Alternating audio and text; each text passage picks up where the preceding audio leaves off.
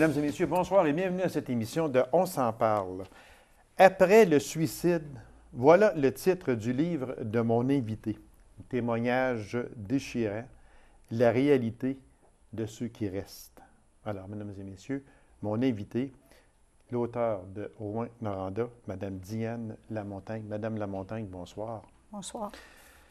Merci d'avoir accepté cette invitation-là, Mme Lamontagne. Je sais que ce n'est pas facile. C'est un livre que vous avez écrit après le suicide, témoignage déchirant, la réalité de ceux qui restent. Moi, je l'ai lu. Je garde mes commentaires pour moi parce que ce fut quand même un livre difficile à lire dans les circonstances que moi, j'ai déjà vécues et que vous, en écrivant ce livre-là, est-ce qu'on peut dire, Madame Lamontagne, que le fait d'avoir écrit ce livre a été une certaine libération pour vous?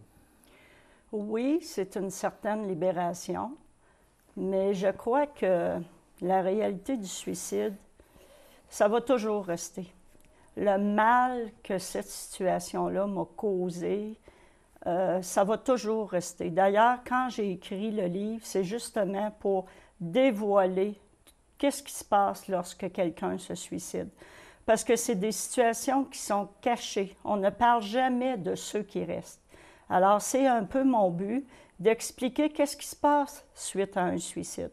Alors, c'est certain que lorsque j'ai écrit ce livre-là, ça a été des périodes très difficiles parce que ça m'a ramené dans ma situation, ça m'a ramené dans mon mal, dans toute cette peine, ça m'a ramené là-dedans, puis je n'avais pas le choix de revivre ça pour pouvoir vraiment expliquer aux gens qu'est-ce qui se passe. Vous n'aviez pas le choix que d'entrer à nouveau dans la douleur, dans la peine, pour pouvoir écrire ce livre-là. Pour l'écrire, pour pouvoir l'exprimer, puis pour pouvoir la faire comprendre aux gens. Parce qu'une personne qui n'a pas vécu ce que vous avez vécu peut écrire un livre de même, mais la signification ne sera pas la même chose. Il n'y aura pas les émotions. Exactement. Et il y aura des passages que cette personne-là ne pourra pas écrire ce que vous avez écrit à ce moment-là. Parce que c'est les émotions puis les questions. Mon livre, là, si j'ai à résumer en 2 mots, c'est quoi mon livre? C'est émotion et question. Voilà. Puis, c'est juste pour rétablir les faits, là, simplement dire qui était la personne qui s'est suicidée. C'est mon jeune frère. OK. Et déjà, vous aviez perdu un autre frère? J'ai perdu un frère jumeau dans un accident d'auto il y a plusieurs années. OK. Donc, 2 personnes très près de vous qui sont décédées, soit vos 2 frères, un de façon accidentelle et l'autre par un suicide. Et 2 morts complètement différentes. Ah, c'est complètement difficile dans les 2 cas, mais complètement différentes étant donné. Mais peut-être une mort est plus difficile que l'autre. Oui. Après ce drame-là, vous avez senti le besoin de vous approprier d'un symbole. Pourquoi? Parce que lorsque mon frère était vivant, je lui conseillais toujours de s'accrocher. Moi, j'avais toujours en tête la lumière au bout du tunnel. Puis pour moi, c'était « tu vas t'en sortir, il faut que tu t'accroches à quelque chose ». Puis quand je lui parlais, puis qu'il était dans sa souffrance, dans sa détresse, je le ramenais souvent à la lumière au bout du tunnel. Est-ce que c'est souffrance morale ou souffrance physique? C'est les deux. Les deux, OK. C'est les deux, parce que tu as tellement mal là, que ton corps a mal, ton âme a mal. Et je lui ai souvent référé la lumière au bout du tunnel. Et quand c'est arrivé, j'ai réalisé que moi, j'avais besoin de m'accrocher à quelque chose, moi aussi. Et là, je me suis dit, j'ai passé du temps à lui dire « accroche-toi à ça », alors moi, je vais prendre ça et je vais m'accrocher à ça. Donc, vous l'avez trouvé, ce symbole-là. Quel fut l'élément déclencheur face à ce symbole-là? Qu'est-ce qui vous a dit que, tiens, ça, c'est ce symbole-là, moi, je m'accroche à celui-là? Bien, moi, en partant, c'était la lumière au bout du tunnel et je suis arrivée à un moment donné dans un commerce et sans trop savoir ce que j'étais pour aller chercher, j'ai trouvé un gros lampion qui représentait 2 personnes, 2 enfants, un petit garçon, une petite fille, qui traversaient un pont. Alors moi, quand j'ai vu ce lampion-là, je me suis dit, c'est ce que j'ai besoin. La petite fille, c'est moi, et le petit garçon, c'est lui. Et le pont, ben moi, j'ai besoin de traverser ce pont-là, j'ai besoin de traverser cette épreuve-là, comme lui a besoin de continuer dans la lumière. Alors, pour moi, ça représentait très bien la situation. Aussitôt que vous avez vu ça, c'était l'élément déclencheur. Oui, je savais que c'est ça que j'avais besoin. C'est ça que ça me prend comme symbole. Absolument.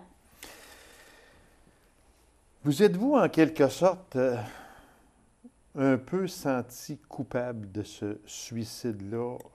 Vous êtes-vous demandé si vous n'auriez pas pu en faire plus? Ça, là, c'est une question difficile un peu, mais moi, je sais ce que vous avez vécu.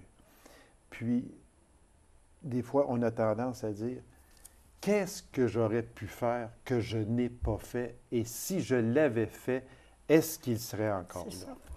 Je me suis posé la question à ce moment-là. Et je me pose toujours cette question-là. Parce qu'il n'y aura jamais de réponse à cette question-là. Qu'est-ce qu'on peut faire de plus?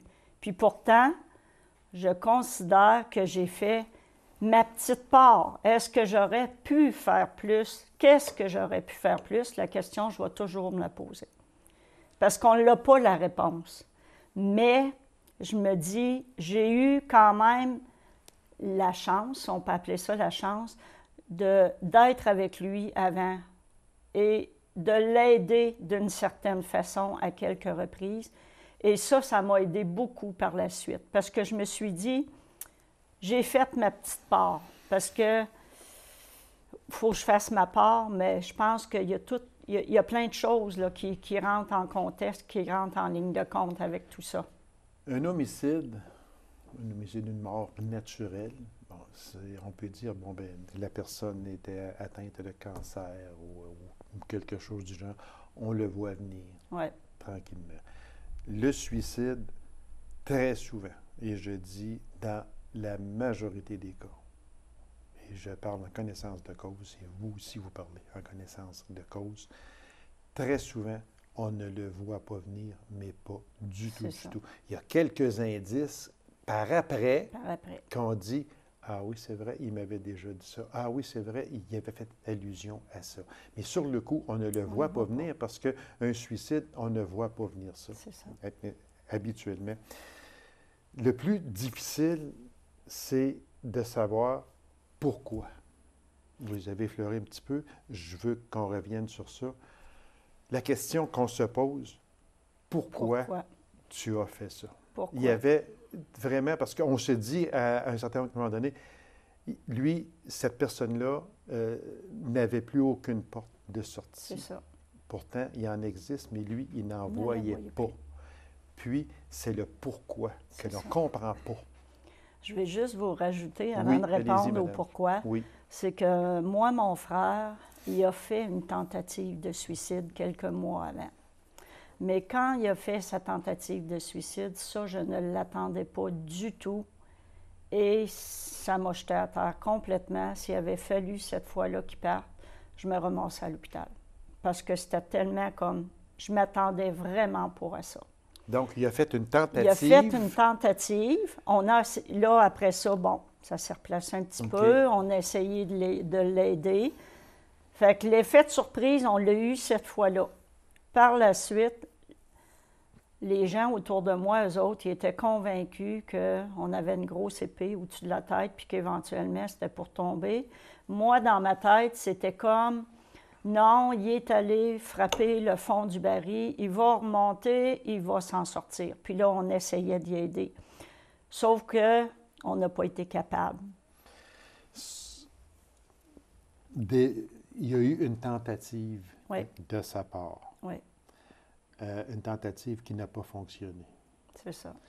Est-ce que ça vous a mis un peu la puce à l'oreille? Est-ce que après ça, vous avez dit, s'il l'a fait une fois, il peut recommencer et cette fois-ci pourrait être la bonne. Absolument. Parce que les statistiques, ils disent que quelqu'un qui fait une tentative a de fortes chances de recommencer par la suite.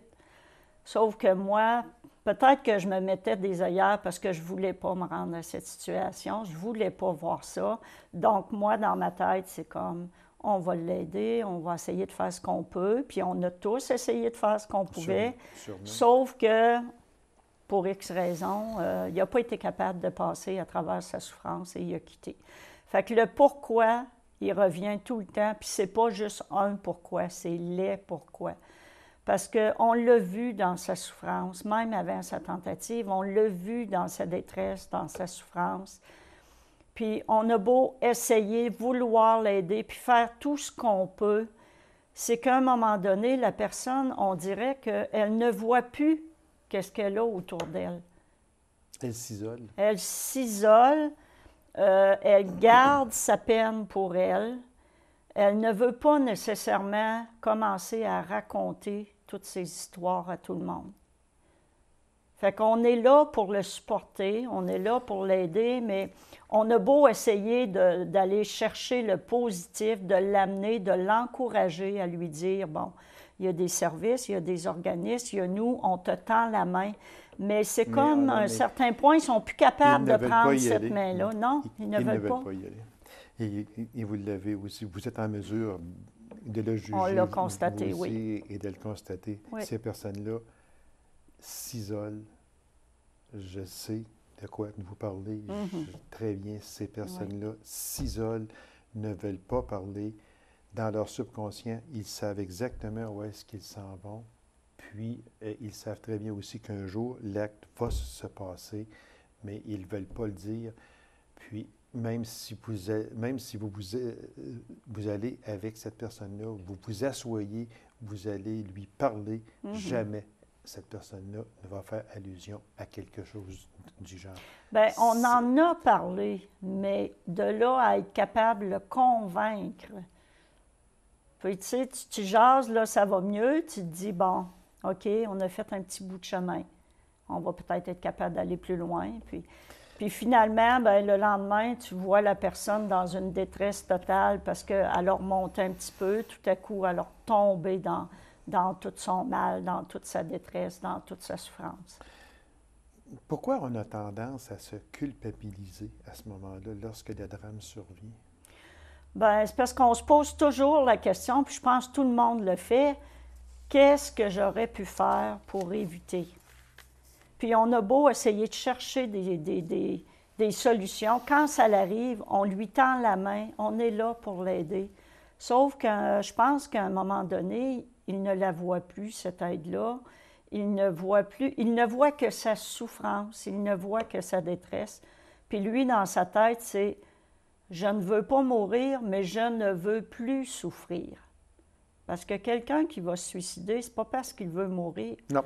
C'est parce qu'il ne veut plus souffrir. Puis, et là, il cherche le moyen de ne plus souffrir. Puis, il ne voit pas de porte ouverte. Les portes sont toutes fermées autour de lui. C'est ce qui arrive. Avec le temps, est-ce que vous avez appris à vivre avec cette triste réalité qui est le suicide? Et puis, est-ce que vous avez retrouvé une certaine paix intérieure? On apprend à vivre avec cette situation-là. Moi, je crois qu'on ne l'accepte jamais. Ça va toujours rester là, ça va toujours faire mal jusqu'à un certain point. On apprend à vivre avec ça, parce qu'on ne l'accepte pas. Moi, en tout cas, moi, est-ce qu'un jour je vais accepter ça? Je ne crois pas. J'apprends à vivre avec, puis avec mon livre, j'ai fait un bon bout de chemin. Parce que moi, je me suis ramassée en dépression avec ça, là. J'ai calé, moi aussi, suite à ça, là. J'ai réussi à remonter et maintenant, ça va bien. Mais tu n'acceptes jamais ça. Une question, Madame Lamontagne, peut-être difficile, mais vous avez été obligée de prendre des antidépresseurs. Vous vous êtes retrouvé quand même en sérieuse difficulté de santé. Ouais. Est-ce qu'il vous est arrivé, ne serait-ce qu'une fraction de seconde, de penser aller le retrouver? Non. Pas aller le retrouver, mais tu n'es pas sans penser que quand tu te vois baisser, quand tu te vois descendre comme ça, parce que j'explique dans mon livre tout ce qui s'est passé là, suite à ça, là, ça s'en va, ça baisse tranquillement. Tu n'es pas en dépression du jour au lendemain. Mais non, je ne veux pas me suicider, je n'ai pas voulu me suicider, mais c'est sûr qu'à un moment donné, quand tu te vois descendre et que tu as mal, tu te dis, est-ce qu'un jour je vais me retrouver dans cette détresse-là? Tu ne peux pas ne pas te poser la question, tu viens de la vivre, la situation. Tu ne peux plus dire maintenant, le suicide, ça n'arrive qu'aux autres. Parce qu'on est porté à dire, c'est pas pour nous, ça arrive juste aux autres. Sauf que la journée que ça nous arrive, tu te dis, est-ce qu'un jour, moi, je vais souffrir à ce point-là? Tu te poses la question. Madame Lamontagne, on a parlé du fameux « pourquoi ». Oui. S'il y avait une réponse à ce « pourquoi » de votre frère, est-ce que l'acceptation ou le deuil serait plus facile à accepter qu'en n'ayant pas la réponse au pourquoi? Bien, moi, je crois que c'est pas juste un pourquoi, c'est des pourquoi. Parce que dans le fond, là, c'est une accumulation. Pour moi, c'est une accumulation de situations qui, à un moment donné, ça l'a dégénéré. Un petit problème en emmenait un autre, en emmenait un autre. Puis là, à un moment donné, tu vois que des problèmes. Fait que c'est pas un pourquoi, c'est des pourquoi. Je pourrais vous en dire des pourquoi. J'en ai des réponses. Je les ai pas toutes, mais j'en ai certaines réponses. Mais malgré le fait que j'ai certaines réponses, tu n'acceptes pas la situation pareille. Vous dites dans votre livre, et je vous cite, « Le suicide sera toujours impossible à accepter, même s'il est expliqué par une lettre? » Pour moi, oui. Je ne peux pas parler pour les autres, mais tu as une certaine explication. Tu as des situations que tu dis, bon, il lui est arrivé telle chose. Je pourrais vous en lister des situations, mais est-ce que ça justifie au bout de se rendre au suicide? C'est le mal, c'est la souffrance. C'est ça que tu n'es pas capable de te sortir de cette situation-là. Vous dites que le suicide, ce n'est pas un choix. Pourtant, on peut choisir de mettre fin à ses jours, comme votre frère l'a fait. Je reviens à ce que je vous ai mentionné tantôt. Pour moi, le suicide, ce n'est pas un choix dans le sens que tu ne choisis pas de mourir. Tu choisis de ne plus souffrir. Et pour toi, à ce moment-là, la façon de ne plus souffrir, c'est de dire, ben, je vais tout arrêter. Je vais arrêter de souffrir. Mais la personne, je crois, qu'initialement, elle ne veut pas se suicider. Elle veut juste arrêter sa souffrance. Puis pour elle, à un moment donné, quand ça devient trop lourd, ben là, elle choisit cette façon-là. Mais c'est pas... C'est le choix. Moi, je tiens à mentionner que ce n'est pas le choix de mourir, c'est le choix de ne plus souffrir. Et le choix de ne plus souffrir, lui, il y a plusieurs solutions à ça, mais lui a trouvé cette solution-là. Lui n'a pas été capable de trouver la solution, d'aller chercher, d'aller trouver, parce qu'il a cherché de l'aide, il n'a pas réussi à trouver ce qu'il avait besoin pour s'en sortir. Si je vous dis décès naturel acceptable, décès provoqué inacceptable ou incompréhension? Bien, suicide, c'est de l'incompréhension. Moi, je crois, pour avoir vécu d'autres morts, dont celle de mon frère jumeau, c'est difficile d'accepter la mort. C'est difficile de perdre quelqu'un qu'on aime Et lorsque la personne a choisi elle-même de mettre un terme à sa vie, bien là, c'est encore beaucoup plus difficile parce que là, elle a choisi, entre parenthèses, de partir. Tandis qu'une mort accidentelle, une mort par maladie, c'est pas toi qui as choisi. Il arrive un accident, tu pars, tu n'as pas de contrôle. Tu tombes malade, tu n'as pas de contrôle. Tandis que là, tu choisis de partir. C'est toi qui prends la décision de t'enlever la vie. Madame Lamontagne, une question peut-être ici elle est difficile. J'ai hésité avant de vous la poser, mais je vais vous la poser quand même et soyez très à l'aise si vous ne voulez pas y répondre. On va comprendre. C'est mon opinion à moi et dites-moi si je suis correct ou pas. Plus on lit le livre, plus on sent une certaine rage envers le suicidé. Est-ce que je me trompe? Vous semblez lui en vouloir de vous avoir placé dans cette situation-là. Pas du tout. OK. Pas du tout. Moi, on a droit chacun à notre interprétation. Oui. Là. Si vous l'avez interprété comme ça, c'est correct. Oui. Chacun a Et son c'est pour ça que je interprétation. dis que la question est difficile. Ma rage n'est pas envers lui.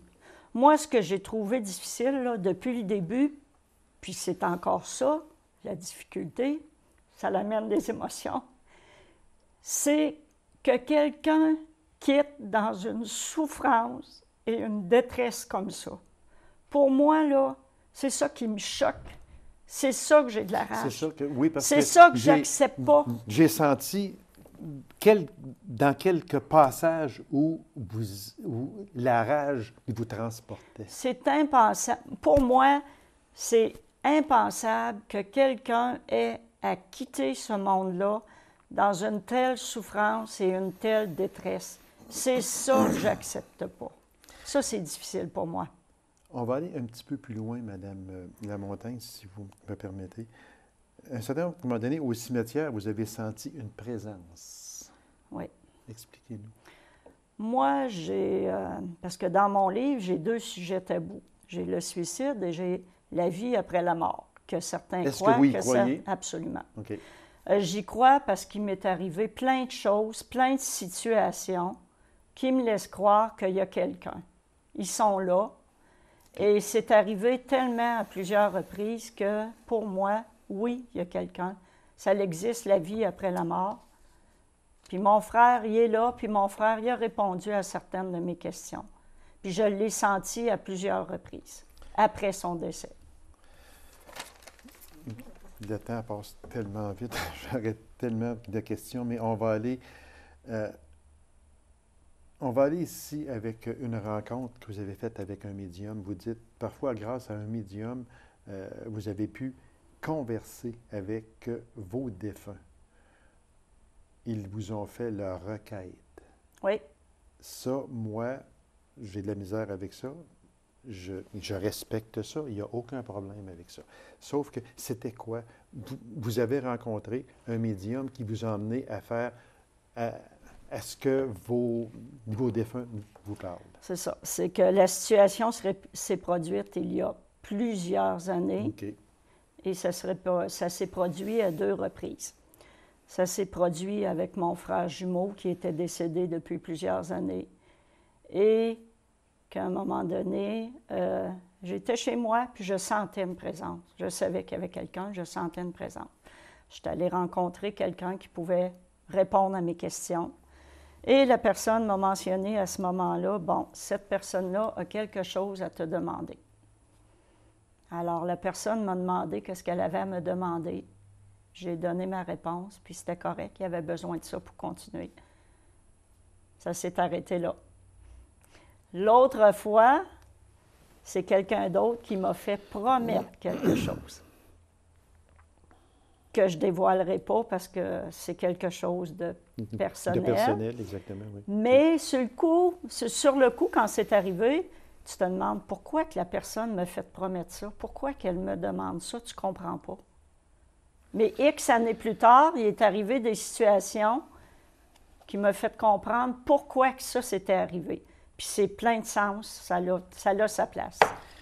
Il y a un long chapitre dans votre livre où il est question de votre frère, de vous et d'un médium. Le Oui. médium fait le relais entre Entre votre les frère et vous. C'est ça. Ça, c'est un passage, je respecte ça, il n'y a aucun problème. Sauf que c'est un passage qui est difficile et à lire et à se dire, est-ce que c'est vraiment arrivé? Ben moi, je peux vous dire que c'est vraiment arrivé et que les propos qui sont indiqués dans mon livre, c'est vraiment les termes qui ont été employés. J'ai un enregistrement parce que moi, j'ai enregistré et j'ai l'enregistrement et je peux vous dire que avant qu'on commence l'entrevue avec mon frère, il s'est dit des choses que mon frère a rapportées, des situations qui étaient arrivées après son décès et que le médium ne pouvait pas savoir. Et il a vraiment détaillé mot par mot. Il a même employé des termes que moi, j'avais déjà utilisés. Puis à partir du moment que j'ai su ça, je savais que cette discussion-là, c'était, ça devait se faire. Parlez-moi, en terminant, parce qu'il reste très peu de temps, Oui. d'une fameuse outarde. Oui, l'outarde, c'est que mon frère aimait beaucoup les outardes. Et lorsque mon frère est décédé, tout de suite à son décès, est apparu des outardes. Alors pour nous, l'outarde, c'est sa façon à lui de nous montrer qu'il est avec nous. Et très régulièrement, on voit des outardes. Et je parle aussi dans mon livre, à un certain chapitre, lorsqu'on a parlé tantôt que j'ai été obligée, que j'étais en dépression, que j'ai été obligée de prendre des antidépresseurs, je n'acceptais pas cette situation-là, je ne voulais pas prendre ça. Et cette journée-là, mon frère est apparu par un outarde. Il est arrivé devant moi, j'étais dehors sur mon patio. À la hauteur de vos yeux. À la hauteur de mes yeux, il est arrivé, il a passé tout doucement, il m'a regardé. Puis il a continué. C'était comme pour moi, là, ça va aller, Diane. Fais-toi-en pas. Ça va t'aider. Madame Lamontagne, c'est tout le temps que nous avons une dernière question Oui. que je calcule de très importante. Si avec ce livre-là et cette émission-ci que nous venons d'enregistrer, on peut juste sauver une vie, on peut dire mission accomplie? C'était le but, de sauver une vie et de conscientiser les gens. Moi, j'avais trois choses que je voulais apporter. Sauver une personne, et vous lirez dans mon livre, j'ai sauvé une personne. Oui. Conscientiser les gens aux problématiques, à la problématique du suicide. Les gens ne font pas ça sur un coup de tête, là. Les gens ont beaucoup de souffrance. Ensuite, je veux conscientiser les gens que ceux qui restent, là, c'est pas facile pour ceux qui restent. Voilà. Puis ceux qui veulent se suicider et qui croient que le fait de partir, ça va régler le problème, puis que tout le monde va oublier, bien, c'est faux. Madame Lamontagne, merci pour ce beau témoignage. Puis aux gens, bien, ce livre est en vente un peu partout. Après le suicide, témoignage déchirant, la réalité de ceux qui restent. Et puis, je vous incite et je vous recommande la lecture de ce livre-là, surtout ceux qui ont eu à passer des moments Absolument. très difficiles, parce qu'il y en a beaucoup, beaucoup, beaucoup. Alors, on le recommande. C'est un très bon livre, peut-être un peu difficile à lire pour ceux que le sujet sont plus proches du sujet que d'autres. Et puis, c'est comme on dit, si ça peut aider une personne, bien, on pourrait dire mission accomplie. Madame Lamontagne, merci beaucoup. Puis, bon courage à vous. Puis, vous avez de l'air sereine et continuez comme ça. Merci beaucoup. C'est moi qui vous remercie. Alors, mesdames et messieurs, merci d'avoir été là. On se donne rendez-vous à une prochaine émission de On s'en parle. Au revoir et bonne semaine.